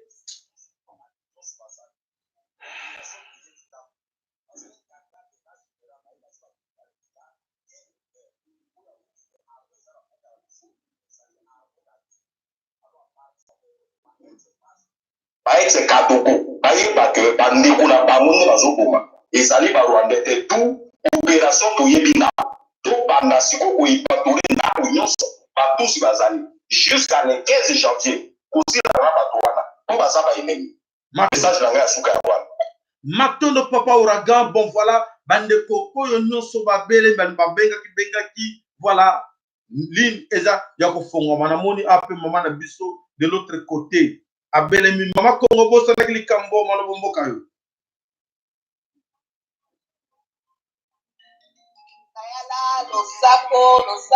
losako makolo losako na bandeko nyonso oyo babelaki kolanda biso na pokwani papa lelo vraiment naza na esengo mingi parce que lelo émission ya lelo tomati likolo mingi vraiment naza na esengo parce que bandeko na biso bacombattant na biso touti kosolola na bango ya quelques minutes là baza vraiment na esengo mpona makambo oyo ezolekana na mboka en tout cas vraiment losako na bino bandeko na ngai bacombattant invisible oyo bozolanda biso na moma oyo ingeta le combattant invisible ingeta osako kwa biso banouvelle oyo nayaki na yango en tout cas na kopesa yango lisusu te parce que na préféré plus kokende na message oyo bandeko na biso bacombattant invisible bapesi azali koyeba apesi ngai sango oyo balobi tolobaka tout temps ke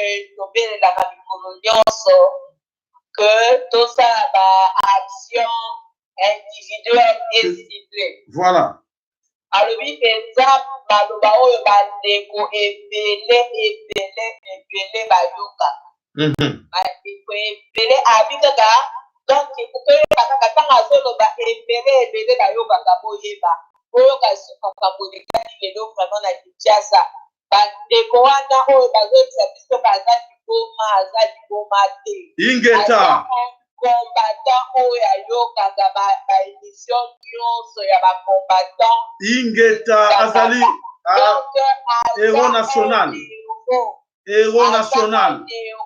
voilà héros national ndeko oyo sikoyo eloko oyo ya pasi ndeko oyo apesaki oyo alobaki na video oyo ayaki kolobaki aza moninga na ye paraîtrait que nde toyoki bakangi ye parce que ayaki kodeklare kolobaki aza moto ya liboma te aza camarade na ye donc bakangi ye balobi na ye ke non aza complice mais baza bacomplice te kaka baza nde bandeko na biso ndeko wana oyo asali makambo wana aza ndeko na biso aza liboma te aza ndeko na biso donc alanda na baémission aza conscient tolobaki baopération na biso ezala baopération individuelle esible malgré que lelo akufi aza na biso na mokili te parce que babobie babeti ye masasi babetelaki ye masasi bisika bamemaki ye kuna soki na hôpital po bamemaki ye na hôpital me bamemaki ye na hôpital te bisika bamemaki ye bakendaki kobomela ye epuis ndeko oyo ayaki kosala déclaration wana ya mibale toyoki ke bakangi ye po asalaki déclaration wana mpona kotelemelaki ndeko wana aza na moto ya liboma te aza moto oyo aza normal donc vraiment bandeko na biso baza na esengo lelo kuna bazosepela baza vraiment na esengo donc eza kuda envoi donc janvier oyo vraiment il faut tosilana na batuti tosilana na bango babima na mboka na biso epuis badéclaration wana juste oyo mozitu asali c'est vrai il est ce qu'il est mais badéclaration wana il faut bandeko na biso bazosenga il faut topuse ke bapoliticien nyonso babimisa ngo na monoko na bango parce que eza makanisi na bango nyonso bakanisaka nde kwana mais bazalaka na courage wana te alors c'est à nous ndenge topuse mozitu abimisa maloba wana il faut mpe tosala de façon ke topuse mpe bapoliticien wana mosusu babimisa maloba wana puisque tokomona vraiment juste kaka maloba wana oyo ndeko na biso mozitu abimisaki donc yango tozomona ezolakisa bandeko na biso donc epesi mwa pinchi moko boye kuna na Kinshasa donc eza maloba oyo ezolobama bisika ya bacombattant bisika misusu bandeko na biso bazoloba donc en tout cas bandeko na ngai vraiment esengo merci papa. Matondo, la guerre avec le Rwanda, la guerre c'est inévitable. Il faut biso parce que on a été trop humilié. Il faut vraiment qu'on venger. Vengeance, il faut aller là où la guerre a commencé. Il faut qu'on venger jusqu'à Esika, Bitumba, Eutaki, et Paya, Paul Kagame. Tokozongi Senayango, Esika Eutaki. Allô? Oui, le socle pas na yondeko.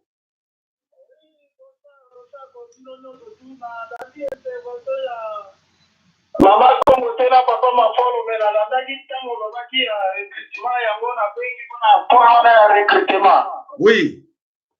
Ngana moni pesi malamu te recrutement nani azosala yango et puis efoye bana nani azosala recrutement nani azobango en charge. Hein? Ezalaki direction générale des douanes et assises. Yango ne moto ezwaki initiative wana ke baba nekosa recrutement bazo ba jeune. Voilà si to lobeli yango papa. Toke nous on a 2 minutes et tu as 1 minute. Oui, nani mutasali ici te pe na okite nani mutazu initiative. C'est Ezali la direction générale des douanes et assises. Ah, faut tala mo malamu baya ofisi c'est la petite jeune, hein? Faut tala mo malamu. Je suis dans le bel yango papa. OK. Donc on va bakalo comme sous. Ah non, pour la fois on a merci beaucoup aussi la bien. Matondo papa na biso ya solo ke ya solo bandeko la prudence, vigilance. On est ndenge papa lobby ya solo senga. Prudence et vigilance ya mwana nyonso ekolo Congo to perdre bandeko belé to kondimaka kaka teto bana toujours ko fu bandeko na biso bakufaka. Toko boya. Allô le sako mama.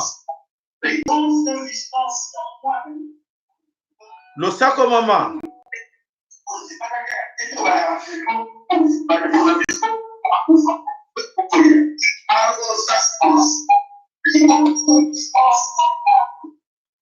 Maman,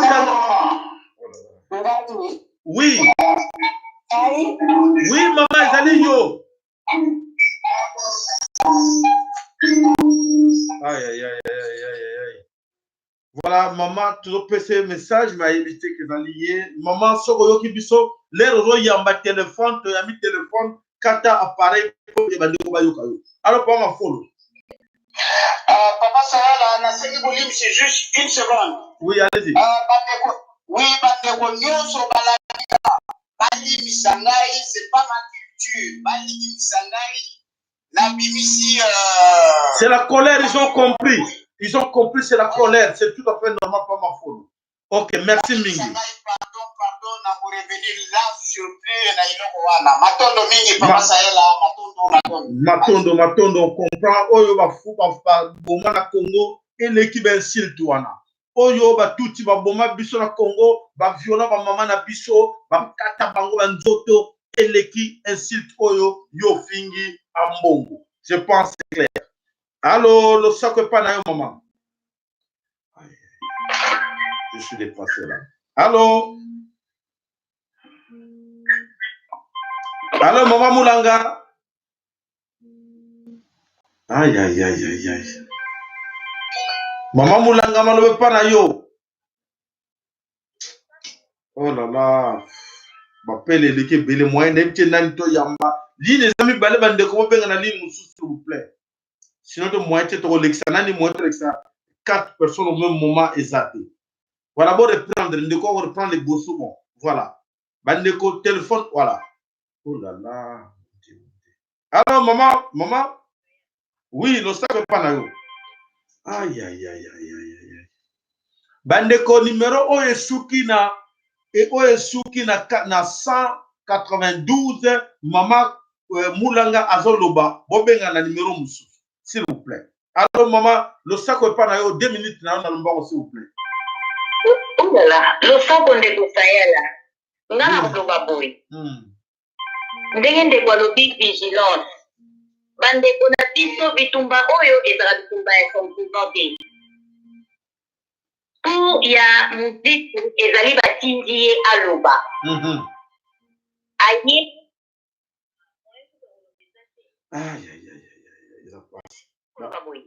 Muzitu batindi ye aloba. Eza distraction. Aye ko dérouter batu na biso. Prêtre aza toujours prêtre. Bitumba biso ezala ya sentiment te. Parce que tant on y a otaki asangana kina bato dès le départ aye baki. Mais akendaki.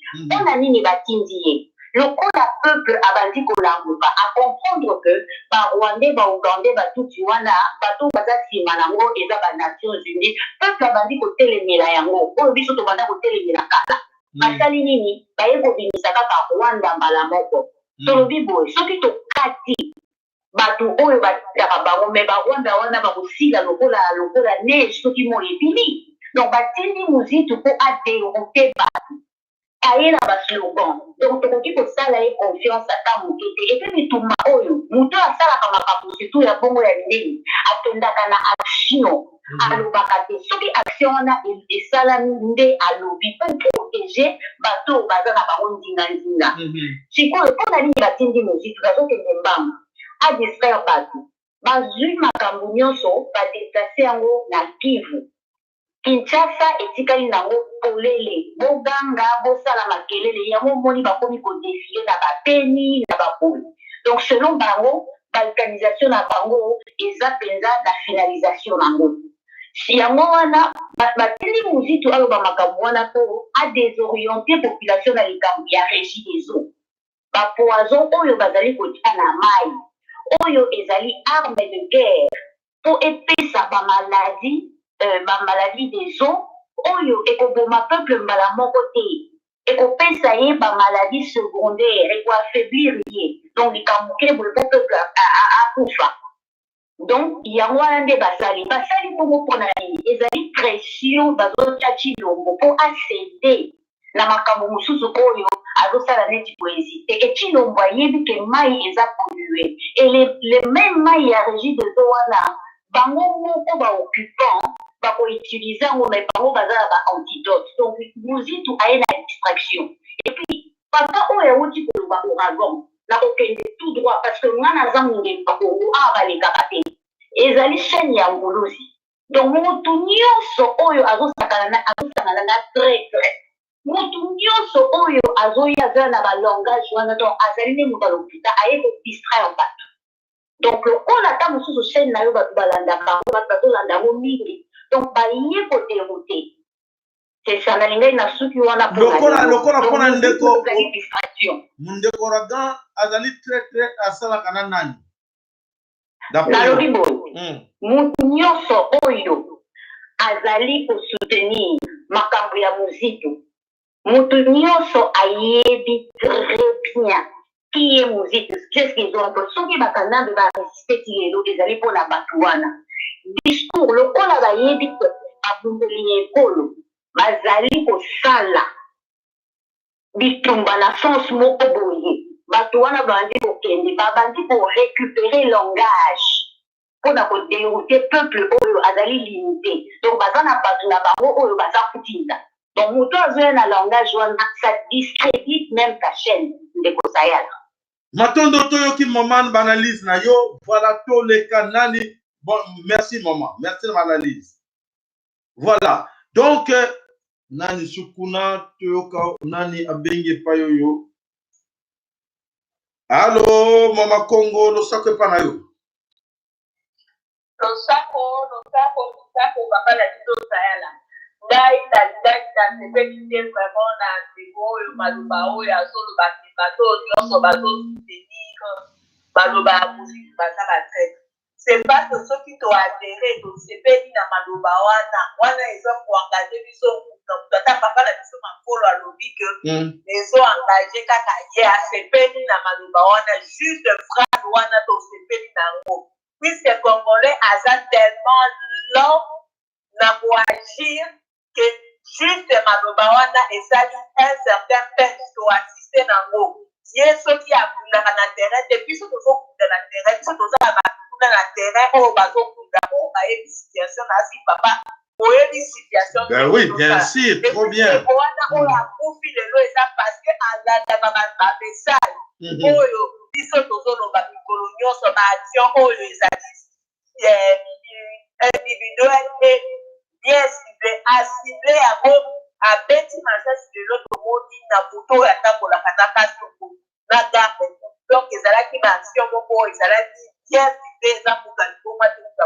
kosala makambo alors mama oyo soki azoya mama na biso molamba azoya koloba te biso baoyo tozosepela na maloba wana toza batrek en tout cas c'est désolant parce que motu oyo akufi lelo aza motu oyo alandaka maloba oyo donc aza traître na ndimi baboma ye donc c'est ça parce que ye makambo oyo maloba oyo epesi ye mwa courage eza maloba wana donc tozwa maloba wana tobwaka yango parce que quelque soit ma motivation na ye biso toyebi te mais toyebi oyo esali na kati ya moto ya congolais parce que congolais azaka ya très long baza bato oyo baza na se ya bato oyo bazodirige bango bazoloba toujours balider et tout le fait euti par un politicien eza mpe na impact alors mama na biso atika kodetigre biso bato oyo tozomaloba wana na courage oyo tozobunda mpe mpona mboka donc atika kofinga biso ke toza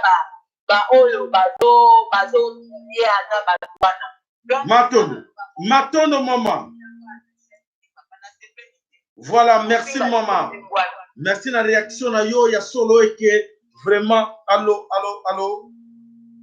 Oui, allô Losako maman. Oui, Losako. Allô papa. Oui, Losako maman.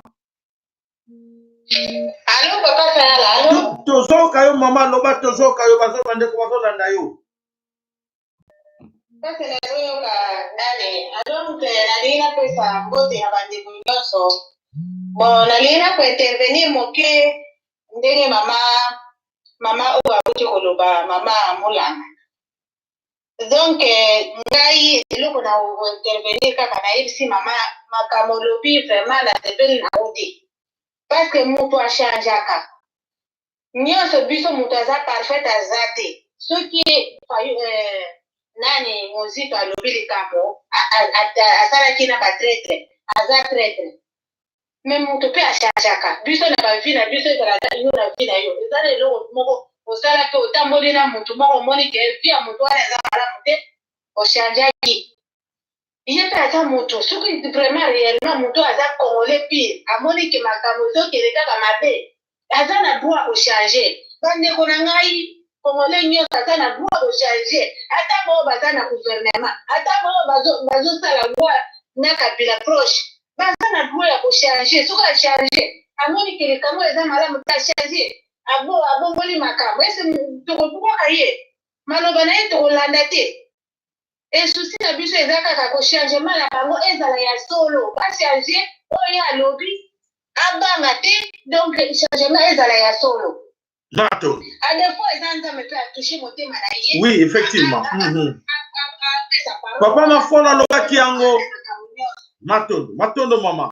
Matondo maman 2 minutes na koki ya solo que papa m'a fait le loba qui ango lobi que et ko zala yemo pas zala qui consciente que akoloba likamona alobi ango et simbi et toucher mi thème ya bato nyonso et bato ba agir. C'est tout à fait normal. Tu dois défendre mon site awate mais tu dois défendre et loko ya bimisi na monoko neke toko attaquer Kigali et là motomoko à stopper biso ezate parce que c'est notre droit, il faut se défendre toko kota na kati ya Kigali. Alors maman lo soko pa na yo ndeko na kati ya Afrique du Sud. Bonsoir papa Sayala, bonsoir Batudioso. Yape na linka kana Pakistan. Concernant Maloba, Maman Moulanga Lobi. Maman Moulanga, je suis désolée, avec tout le respect que je vous dois, les lots sont il faut savoir que quand on est en guerre, il y a un aspect et il y a aussi la guerre psychologique. Ce que M. Mouzito a lobby wana, Nous, ce qu'on retient, c'est le message. Car c'est vrai que nous sommes en conflit avec le Rwanda, le problème qui est du Rwanda. Et ça a eu un effet psychologique. Les résultats sont là, Papa Sayala. Les résultats sont là. Donc, dès qu'à ce ça discrédite votre chef, j'ai même écrit là, j'ai dit, mais discréditer mon père. De quoi elle parle, maman? De quoi elle parle? Ça a eu un effet psychologique. Quand on se bat en guerre, vous savez que les pays développés, nous peut-être aux Américains, quand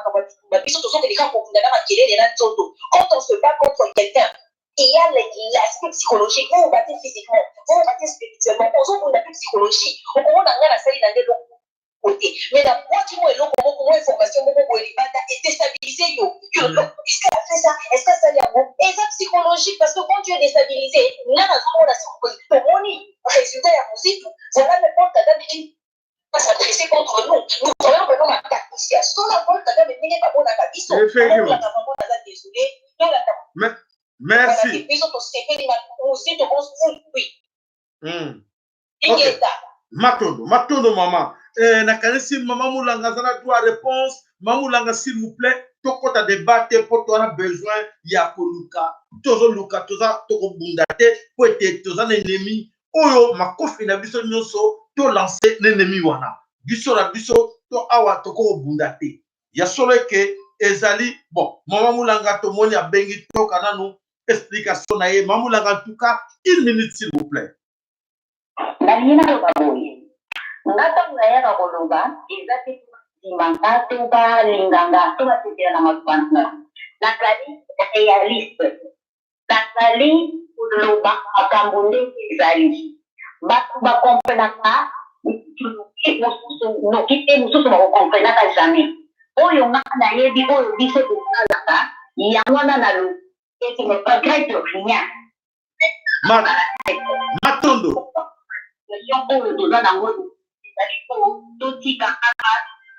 Justement, le week-end psychologique. Aïe, à dérouter bateau batali, moins d'intervention. Donc, voilà, maman, ok. Maman Moulanga, ya solo. Maman Moulanga, boki nenge ya lobby. Namoni ndeko, bandeko, waza ko benga wa. Bandeko, toko ta na débat, oyo. Maman Moulanga, teto, biso, tokende, to avancer. Na maloba nini, non seulement mina kata chaîne, boyo kiango. Tozo nga simate, ke, tozo nini, sujet, oyo, ko distraire biso, tokende, na makamu mususu. Alors, maman, le soir de pareil. Aïe. Kanga pareil, non, maman, s'il te plaît. Voilà, Bandeko, abonnez-vous massivement sur notre chaîne. Bandeko, Bozali, na plateau, on a beau s'abonner à la chaîne. Tu peux dire que c'est des beaux chaînes, comme le Mongolo, tu as besoin d'un bino, Bozala massif, beau s'abonner massivement. Merci. Maman, ne choque pas na yo. Aïe, maman, tu ticket lié à Zakolobashi. Oui, maman. 1 minute. Nalombango, maman, s'il te plaît. Oui, papa. Na teni kakapona, lobamwa, ok, na maman Moula. Maman, tu le dis, Tika. Tika, tu wana. Maman, les gambuti. Oye, les choses que l'on va, gaki na lobi, oyo ezali, ndenge na kawo ezali, no, ozala ferme na oyo ya yote. Oye, eza proposition, oye, eza analyse oyo osali, eza teke eza ndenge wana. Mutu nyonso aleki azoloba ke biso tosepeli na ye mutu te ke tosepeli na mozitu personne non. Phrase wana ya koloba kaka ke nous allons faire la guerre avec les Rwandais, c'est ça qui nous intéresse. Voilà, merci maman. Merci maman. Voilà.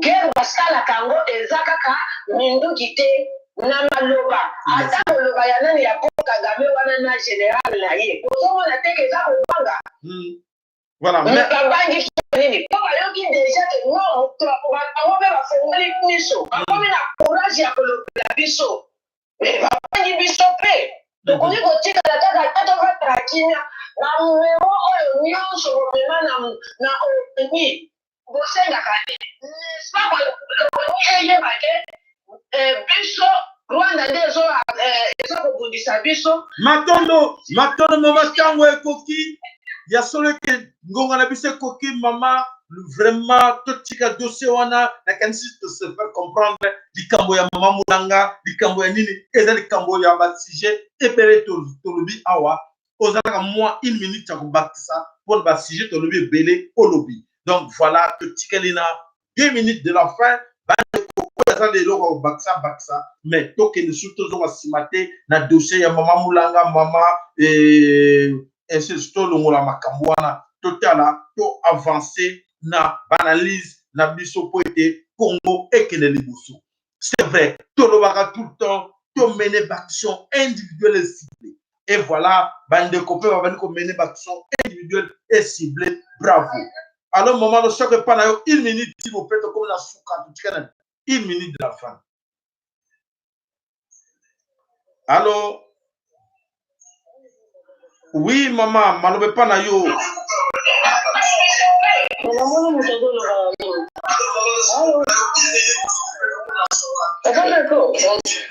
Losako papa saya, losako papa mafolo, losako mama kombo. Dai na nya. Esko zola ndanga? Tozoka yo mama otike na 1 minute ya solo rapide. Okay. Papa kwa na lingine Tanzania muke. Ya, na nyoso oyo bana ko nyoso basili kuloba awa. Tukangai oyo na limika na beta mbela. Peuple congolais, tout ça la discussion inutilement. Tout ça la discussion stérile. Tout le kana kuza na voyons on va continuer. So la elle ne se tata na ngezi ngobane. Na mbona si tumanga na kuloba. Sina ba do ba na wesi ka mo so do bele. Mbona si tumanga na kuloba. Il faut oyo ezalaki ya kobomba na po mutu nyonso ayeba yango tala ndenge liloba ya mozitu ebimisi makambo nyonso oyo ezalaki ya kobomba basoda nyonso toyebaki teke bazalaki basoda ya bango na barwanda na bango me lelo oyo nyonso ebimi donc eloko moko eza azar ezali te Nzambe nde mutu alingi liloba wana ebima ntango nyonso ozobelela nguluzi yanga maloba nazalaki yango wana matondo bandeko topesani rendez-vous na biso lobi mpona suite ya émission na biso oyo tomesana koloba na biso ndeko mama s'il vous plaît tokomi na suka tolobi ete vraiment bolimbisi po ete ntango na biso ekoki tokomi presque na 2 heures émission bandeko bolimbisi na biso vraiment tokomi lobby oyo alandi émission na biso ya solo beau partager émission bandeko na biso oyo nyonso ozolanda biso à gauche à droite topesaka merci toujours na mbuta MKL notre sponsor tobosani yo te papa tobosani te bamama batata nyonso oyo bazalaki pembeni na émission na biso lelo papa mafolo sako pa na yo mbuta ndeko ouragan losako epai na oyo sika ozali notre colonel oyo azali kopesa kore am na ye na bandeko nyonso baza na kati ya ngunda na kati ya front vraiment na kombo ba diaspora nyonso toyebisi bino ke la victoire est entre vos mains faut pas avoir peur tala bakamwa bampuku il faut le dire faut commencer à crier au toit c'est ça der mpuku aleki munene kamwa ba moustique et alors ce moustique là comme jouer la biso faut tanani faut tabandeko na biso ba traître bango afongola qui porte et voilà ils jouent avec nous et nous allons le prouver que même la communauté internationale va pour la qui n'a qu'à na Vietnam non ou dans Vietnam D allez-y ils vont vivre que les Congolais sont déterminés et nous allons aller jusqu'à Nakatia Rwanda Nakatia Kigali nous allons venger motoko kangabiso motoko empêcher biso ça aux alaté parce que quand le Rwanda entre chez nous aujourd'hui bazo monde toute la communauté l'ONU, MONUSCO, ils voient comment les soldats rwandais chez nous avec des tenues rwandais na kati ya Kolo Congo baza kobunda. Nana pesa ba autorisation personne. Va envahir Congo, va occuper Congo pendant plus de 20 ans.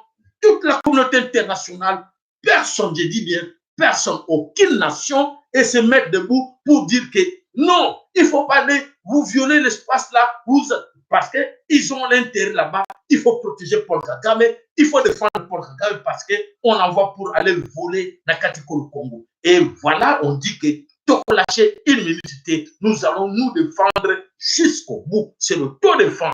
Et Tokolanda, nous allons aller là où la guerre vient. Guerre où na Rwanda, na Ouganda.